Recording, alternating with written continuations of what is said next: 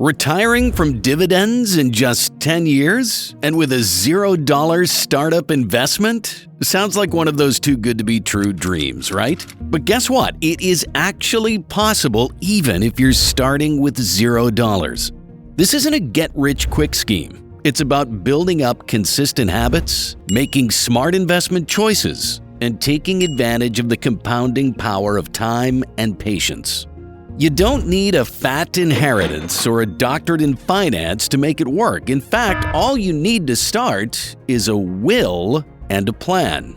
In this video, I'm going to share that plan with you and John, step by step. I'll show you a portfolio of high-growth dividend stocks, and in the end, I'll show you how a small daily investment using this portfolio can grow into a multi-million-dollar valuation that pays over $50,000 in monthly dividend income.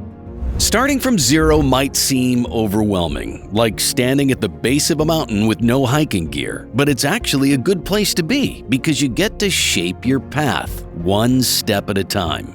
Building your first investment fund doesn't mean needing thousands up front. It's about creating small habits that add up to something much bigger over time. Let's go through a few ways to turn a zero into your hero, even if you're on a tight budget.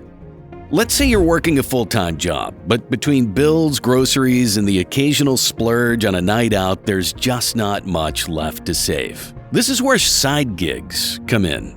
Imagine just adding a bit of extra work into your week, just enough to start building a cash cushion, but not so much that you're losing all of your free time. You could start small, maybe freelancing online for a few hours a week, or picking up a couple of shifts doing local services. Suppose you try a few gigs and they're not quite the right fit. You're not a fan of driving around town or working on a computer. No problem. There are still plenty of options out there. Think about tutoring, dog walking, or even babysitting. Websites like Rover connect you with pet owners needing dog walkers, and it's a great option if you love animals. Each hour you walk a dog could be an easy $20, which quickly adds up. Or if you're a whiz at a particular subject, you could try tutoring on platforms like Wyzant, earning $30 or more per hour by teaching skills you already know. Side gigs and freelancing don't just bring in extra income, they also provide flexibility. You can try a few different gigs until you find the one that works best for you, all while building that initial investment fund. Okay, let's say you're not into the side hustle scene, or maybe your schedule is packed and you just don't have enough time for extra work hours. No problem. This is where micro-investing apps like Acorns and Stash come in. Every time you make a purchase, the app rounds up to the nearest dollar and invests the difference.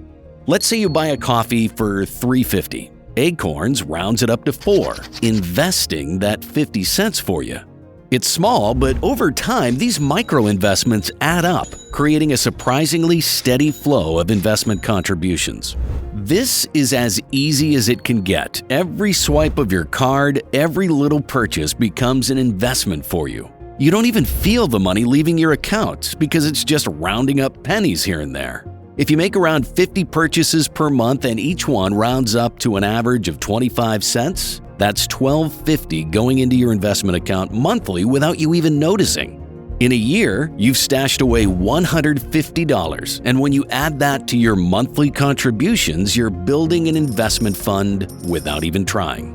Micro-investing apps make the process nearly effortless. It's a great option if you want a simple, low-maintenance way to grow your savings. And here's the best part, as your initial investment fund grows, you're also learning more about investing. You'll see your money in action, how dividends work, and you might find yourself more interested in exploring other investment strategies down the road. Starting small might feel like just a drop in the ocean, but stick with me to the end. I will show you a portfolio strategy that could transform those small beginnings into an over $2 million portfolio.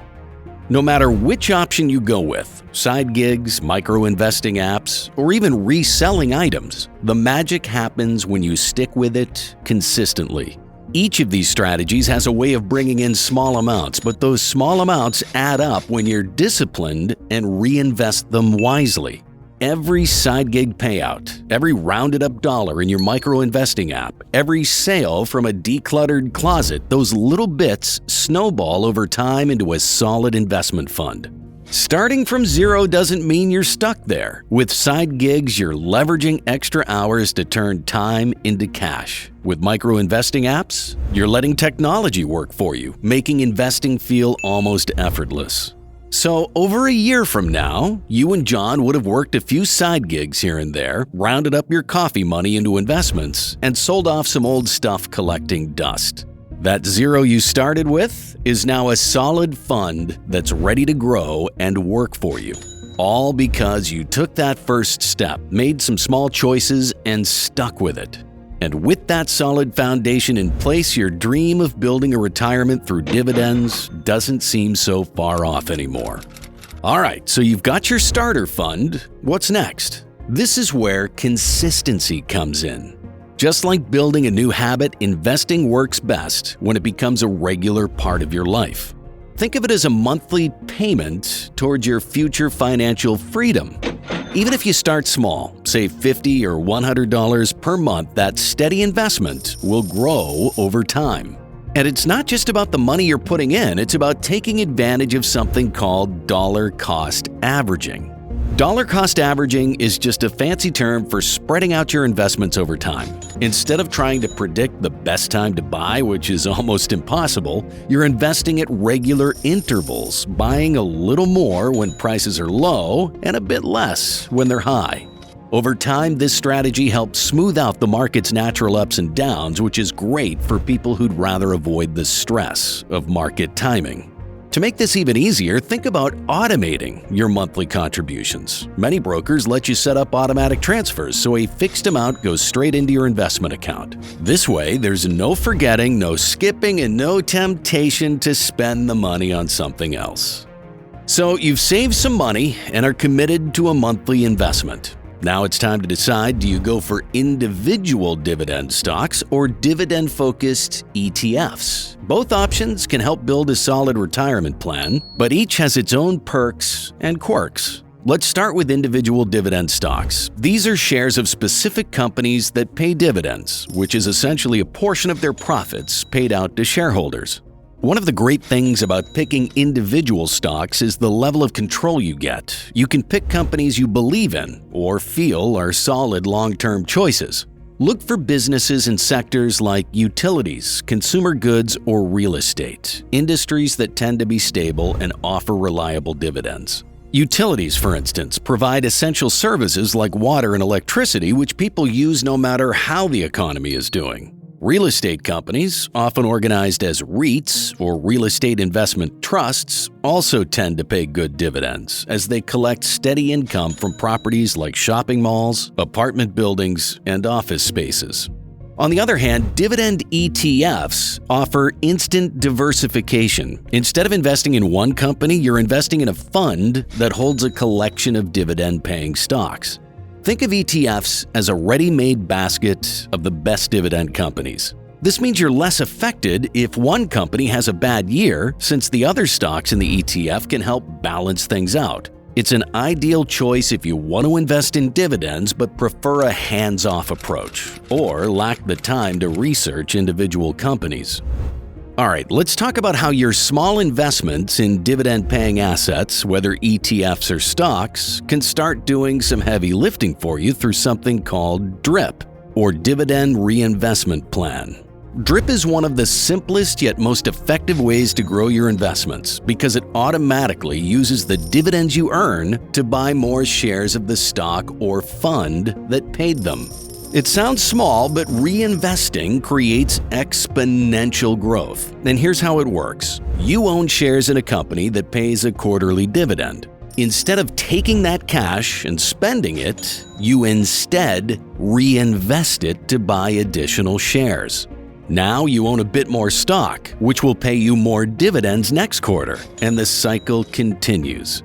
This is called compounding, and it's one of the most powerful forces in investing. Over time, your investment grows faster and faster, almost like a snowball rolling down a hill, picking up speed. Some brokers offer DRIP automatically, so you don't even have to think about it. If yours does, definitely consider opting in. If not, no worries, you can manually reinvest dividends too. Either way, reinvesting dividends is a key strategy to help you reach that retirement goal faster without having to put in any extra work. In the end, I'll show you how these strategies could transform a small investment into an over $2 million portfolio. Now that you've built the foundation, it's time to set your sights on the ultimate target, creating a sustainable retirement income. The first step, figuring out your magic number, the amount you'll need every month to cover expenses comfortably in retirement. This number should reflect essential costs like housing, utilities, groceries, and healthcare, along with some extra padding for lifestyle perks like travel, hobbies, or a dinner out. Let's say you and John think that $1,500 per month would cover your basic needs and allow for some flexibility. To achieve this, you need to build an investment portfolio generating that much in dividends every month. Using a portfolio with an average dividend yield of 4%, you'd be aiming for a portfolio value of roughly $450,000 to produce $1,500 in monthly dividends. While it may seem ambitious, this is where a bit of strategic planning comes in to make that target achievable. So to help reach this income goal in 10 years, I've crafted a diversified dividend portfolio drawing on high-quality REITs, ETFs, and strong dividend stocks. Each asset is selected to provide consistent dividend income balanced with solid growth potential. Here's a look at the portfolio and the list of stocks I've selected for this strategy.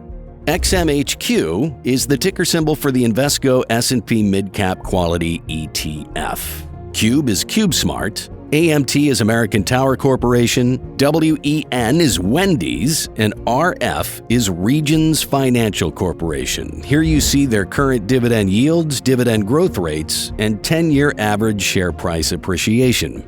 By combining all 5 investments into a portfolio and averaging their numbers, our portfolio comes out with a current dividend yield of 4.89%, a dividend growth rate of 19.63%, and a 10-year average share price appreciation of 9.17%. This portfolio blends income and growth with an average dividend yield of 4.89% and strong historical dividend growth rates led by assets with stable, growing businesses. By reinvesting dividends and adding a bit each year, you'll be well positioned to reach that income replacement goal. To meet your goal of a reliable $1,300 to $1,400 monthly income from dividends, let's look at how much upfront investment and annual savings you'd need. To reach this goal, you'd need to invest around $20 a day, which equates to roughly about $140 per week, or about $7,200 a year. Now here's a closer look at how this portfolio would grow in terms of dividend income, capital appreciation, and reinvested dividends over the next 10 years.